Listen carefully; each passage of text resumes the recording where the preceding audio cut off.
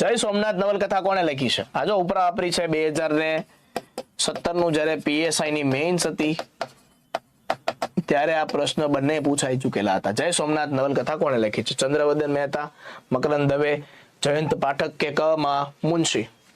કનૈયાલાલ માણેકલાલ મુનશીએ નવલકથા ત્રય લખી હતી આખા સોલંકી વંશ ઉપર.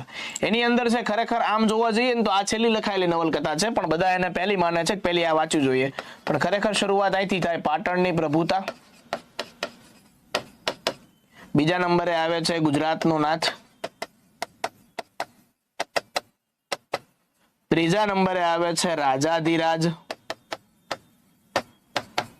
અને પછી આવે છે જય સોમનાથ. આ જયારે કથા 3 છે એ પામીને એની પહેલા છે આ લખાઈ ગયેલી હતી, પણ ખરેખર કનૈયાલાલ માણેકલાલ મુનશીએ છે આ છેલ્લી લખી હતી. બરોબર, એટલે પહેલા જય સોમનાથ, પાટણની પ્રભુતા, ગુજરાતનો નાથ અને રાજાધિરાજ આવી રીતના તમે વાંચો તો આખી સોલંકી વંશ છે એની તમને મસ્ત મજાની માહિતી છે મળી જાય, બહુ મજા આવે. બરોબર, ઘનશ્યામ કનૈયાલાલ માણેકલાલ મુનશી.